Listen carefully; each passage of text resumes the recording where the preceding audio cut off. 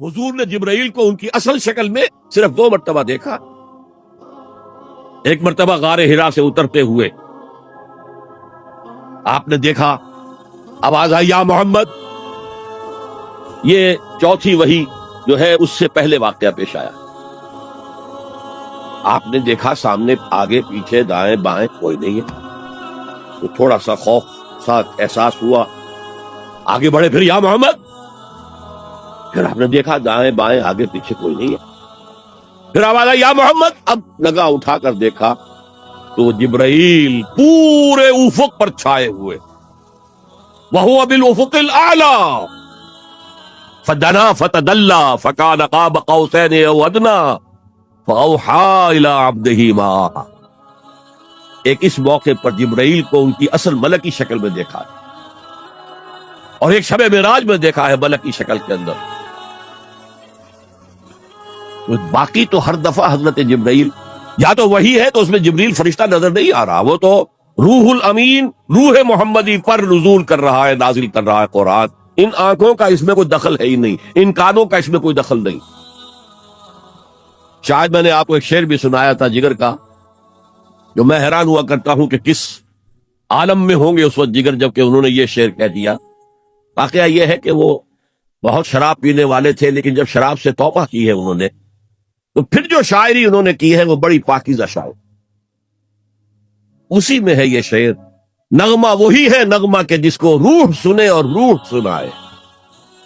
وہ نغمہ قرآن روح الامین نے سنایا، روح محمدی نے سنا صلی اللہ علیہ وسلم وعلیہ الصلوۃ والسلام. یہ نظم بڑی عجیب ہے. جہل خرد نے دن یہ دکھائے. جہل خرد انسان کے عقل کی جاہلیت، جدید فلسفے، جدید نظریہ. ویسے تو سمجھا ریشنلائزیشن ہے، ریشنلزم ہے، عقلیت ہے جہالت.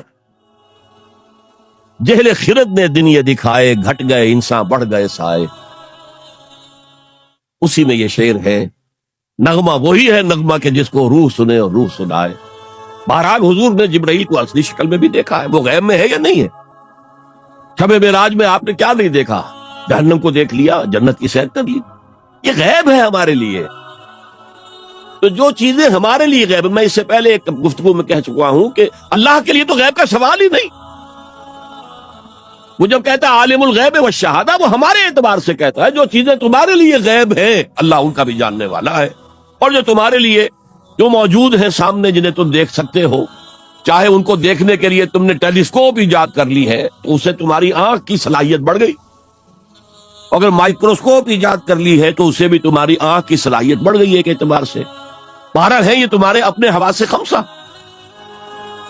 تمہارا علم تو وہی تک رہے گا جو امور ان حواس خمسہ کی گرفت میں آ سکیں.